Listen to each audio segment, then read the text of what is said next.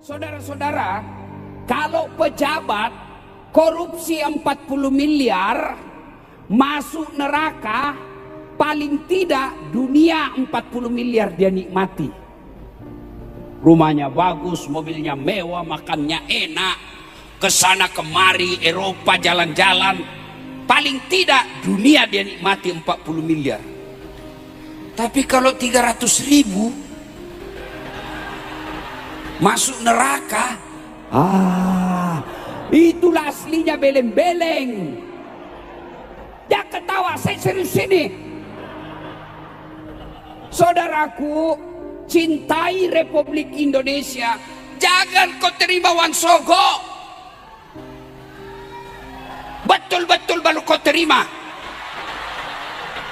Coba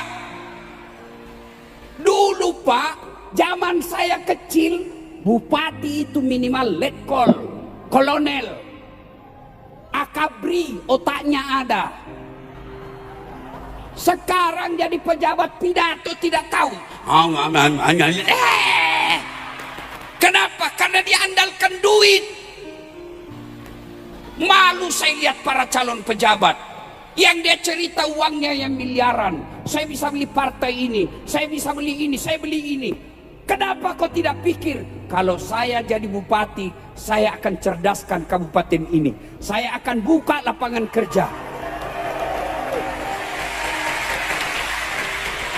Maka saudara-saudara, jangan terima Wan Sogo. Kepada calon, jangan kau sogo rakyatmu. Jangan percaya tim sukses, bro. Tim sukses, otaknya yang sukses, Pak. Bener. Kalau Bapak mau terpilih, jangan percayakan tim sukses menyapa rakyat. Bapak yang datang menyapa. Kenapa mau jadi pejabat kalau mau enak-enak? Saya kadang-kala bingung lihat, Pak.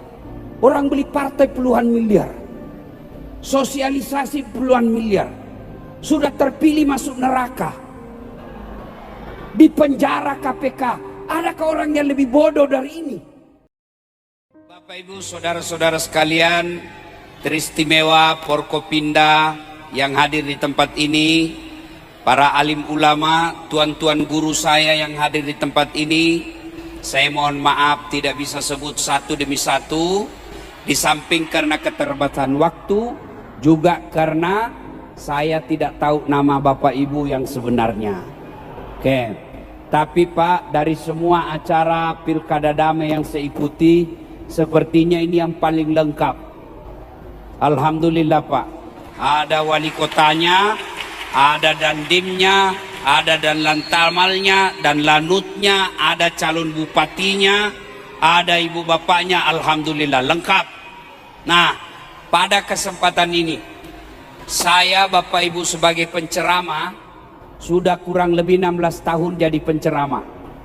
Saya keliling-keliling ceramah Pak, dari Sabang sampai Merauke, dan kadangkala keluar ke Eropa, ke Roma, ke Korea. Insya Allah minggu depan saya ke Amerika, Los Angeles. Ibu tahu Los Angeles? Tahu? Brebes belok kiri terus. Masya Allah. Setelah saya lihat Pak, memang Indonesia ini Pak, saya memberi gelar 3 nikmat yang tidak dimiliki negara lain. Nikmat 3A namanya. Nikmat apa Ibu? 3A. A pertama, nikmat agama. Indonesia negara yang paling nikmat dalam beragama. Dari semua negara yang ada di Indonesia, hanya Indonesia yang ada menteri agamanya. Malaysia menteri urusan haji. Saudi tidak ada, padahal di situ sumbernya Islam. Indonesia namanya Kementerian Agama. Itu di Indonesia, Bapak mau haji diurus sama negara. Bukan cuma diurus, bahkan dibayarkan sebagian. Itu namanya subsidi. Bapak mau bangun masjid, kalau di Malaysia, di Brunei, di Saudi, di Yaman, Bapak mau bikin masjid, tidak mungkin tanpa izin pemerintah. Di Indonesia, carikan masjid yang ada izin bangunannya. Bapak punya uang bikin, tidak ada izinnya, jadi. Malaysia, Brunei, Saudi, Bapak mau bikin pesantren, tidak mungkin bisa pesantren tanpa izin dari negara. Di Indonesia, Bapak punya rumah kosong, kumpul-kumpul anak ngaji, jadi lagi pesantren hafal Quran, tidak ada izinnya. Bapak mau ceramah, biar Bapak sarjana Quran, mau ceramah di Malaysia, yang nyata-nyata negara Islam, tidak mungkin Bapak bisa ceramah tanpa izin dari negara. Di sini Indonesia, artis yang baru taubat, selama dia jadi artis peluk-pelukan bukan mahramnya, tiba-tiba taubat, baru 2 bulan, dia kafir-kafirkan kita. Hanya pelihara jenggot sancalana jingkrang. Lalu dia bilang kafir, bid'ah maulid, bid'ah samirat. Bahkan di Indonesia ada yang ribut-ribut bilang, bagaimana soal keturunan Nabi?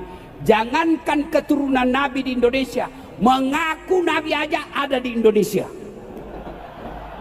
Iya toh? Bahkan polisi paling hebat di dunia bukan polisi India, polisi Indonesia pernah melangkap malaikat Jibril. Iya toh? Ada kan yang pernah mengaku malaikat Jibril ditangkap sama Polri? Inilah hebatnya Indonesia, Pak. Coba, Bapak, sholat tidak pernah ada peraturan pemerintah dilarang sholat, tidak. Puasa malah diliburkan awal dan akhir Ramadan. Hari-hari besar Islam, Maulid libur, Isra Mi'raj libur, Tahun Baru Hijriah libur, apalagi? Libur, Pak. Makanya mahasiswa-mahasiswa Timur Tengah yang datang ke Unhas, yang mereka selalu kumpul sama saya, ada dari Palestina, ada dari Syam, ada dari Syria, ada dari Yaman, ada dari Saudi. Mereka lihat negara kita enak betul di Indonesia, banyak libur hari-hari besar Islamnya. Coba, luar biasa. Inilah Indonesia, satu-satunya yang negara tidak terapkan Indonesia ini syariat Islam. Apa? Potong tangan kalau mencuri. Kenapa tidak diterapkan, Ustaz? Karena kalau itu diterapkan, habis tangannya pegawai negeri.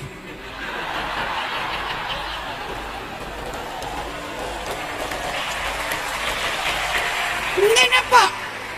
Enak ini Indonesia, beragamanya nikmat. Allah Karim. Saya sebagai penceramah pergi dakwah, biar jam 3 subuh saya pulang aman.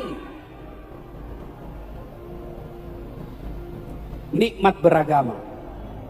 Yang kedua, nikmat nikmat alam. Masya Allah. Bapak Ibu pernah ke tanah suci Saudi? Yang belum, pura-pura saja. Saya doakan, mudah-mudahan Bapak segera ke sana. Itu orang di tanah suci, Pak, dari Mekah ke Madinah, Madinah ke Mekah, atau Jeddah ke Madinah. Coba lihat jalannya, Pak. Kiri kanan gunung, gunungnya coklat. Tidak ada rumputnya gunungnya, Pak. Maka mereka datang ke Bogor, ke puncak, keluarin duit sampai ratusan juta, hanya mau melihat pohon gunung yang banyak pohonnya. Bapak mau lihat pohon, mau lihat gunung, tidak perlu keluar uang, keluar rumah saja. nikmat Indonesia.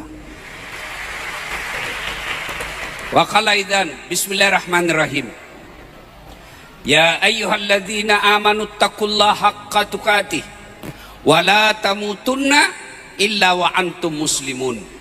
Wahai orang-orang yang beriman, bertakwalah kalian kepada Allah dengan sebenar-benarnya takwa, dan janganlah kalian mati kecuali dalam keadaan beragama Islam. Ayat ini Pak, sejak 1400 tahun yang lalu setiap Jumat dibacakan khatib. Masih ingat Covid? Ibu-ibu, bapak-bapak masih ingat zaman Covid? Ada pengumuman toh, jaga jarak, pakai masker, cuci tangan.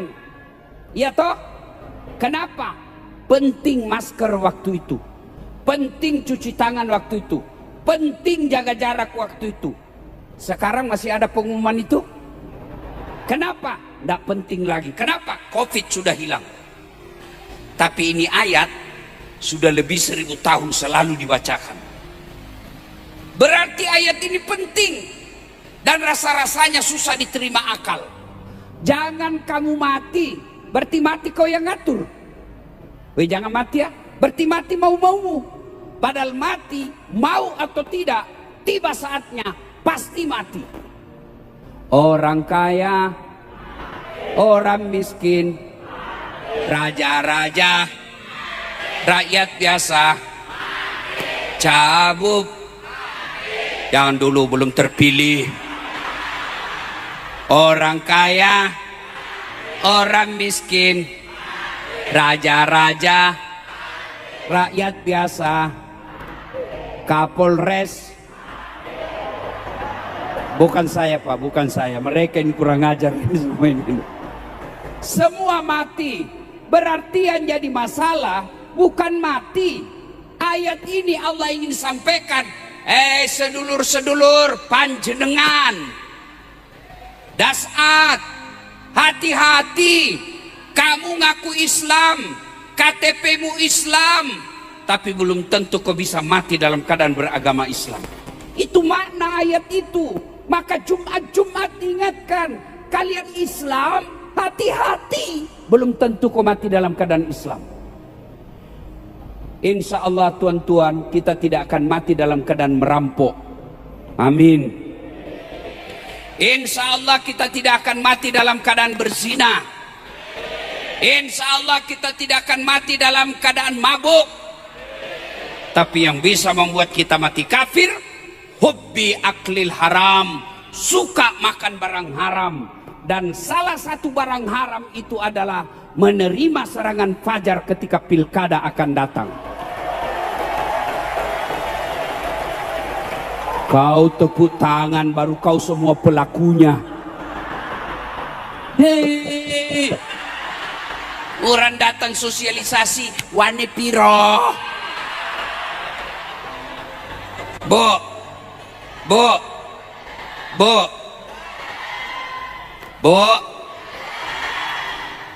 saya mau tanya, tolong dijawab. Ibu kalau terima 300.000 kaya tidak? Langsung lunas pinjolmu? Enggak.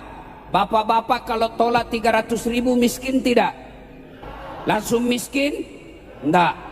Namun yang pasti ketika kau terima 300.000 itu artinya sampean menutup masa depan anakmu jadi pejabat, jadi bupati, jadi kepala dinas, anggota DPR. Kenapa? Karena hanya orang yang ada duitnya bisa jadi pejabat.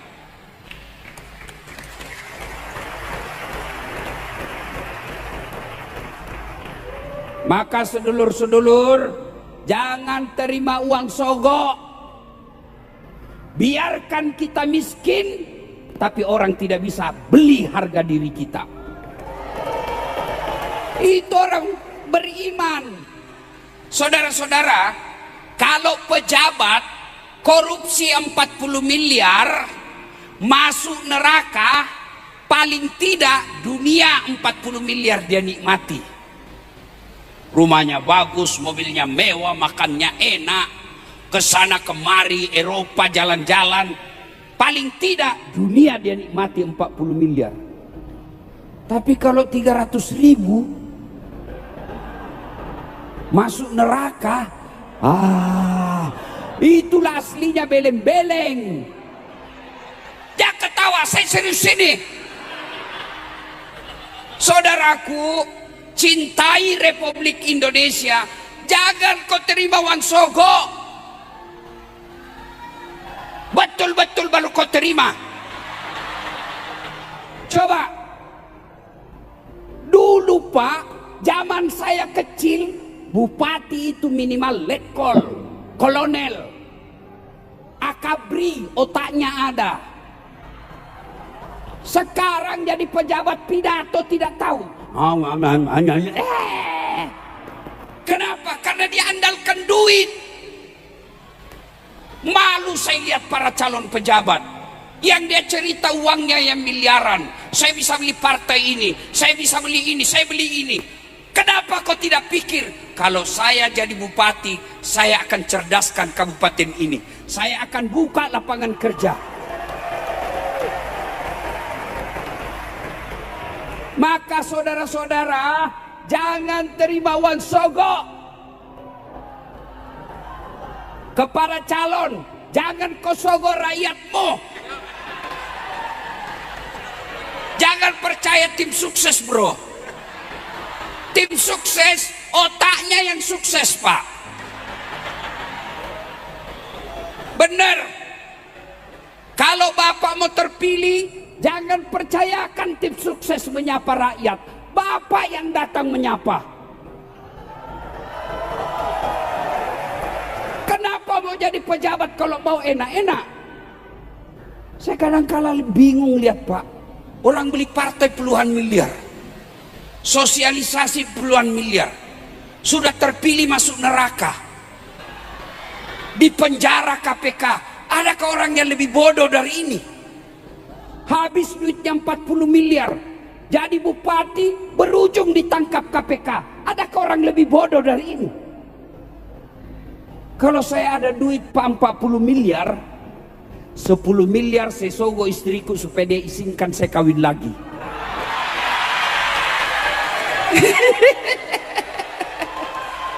Iya. 5 miliar saya bikin masjid, sudah paling cantik, saya kasih nama istri saya. Masih ada 25 miliar. Saya bikinkan lagi masjid atas nama orang tua saya. Masih ada sisanya 20 miliar. Pakai dagang 10 miliar, keliling Eropa 10 miliar. Jelas.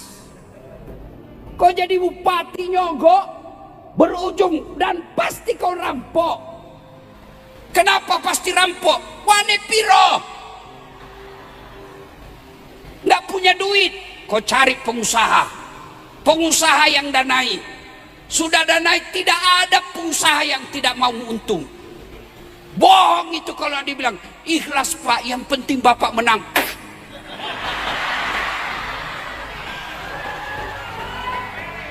Sudah itu, sudahlah Pak.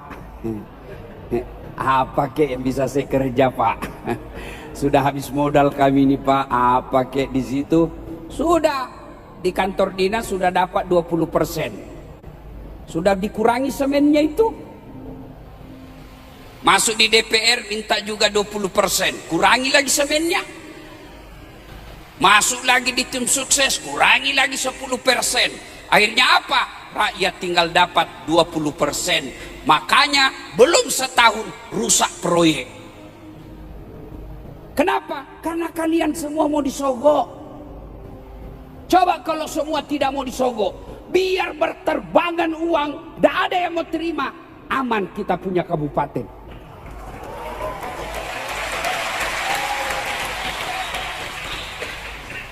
Kepada Gakumdu, tolonglah amalkan tugasnya Bapak. Jangan biarkan sogok berkeliaran. Ngeri loh Pak, Bapak digaji oleh negara untuk mengawasi yang sogok-sogok itu, lalu Bapak biarkan. Oh, andai Bapak lihat dosa dan hukumannya, tidak ada orang mau jadi anggota Gakumdu. Benar Pak. Pak Kapolres, mohon maaf, saya bertetangga dengan teman. Tetangga saya dirampok rumahnya, tapi saya tidur. Saya kena pasal tidak? Tidak, saya tidak tahu, tidak terlibat. Ya toh? Tapi tetangga saya dirampok, saya tidak ambil uangnya, saya tidak ikut merampok, tapi saya buka pintunya. Kena pasal Pak, junto, ikut serta namanya. Itulah kekumdu. Bukan kamu yang terima sogok, tapi kau biarkan, maka kau ikut kena pasal nanti.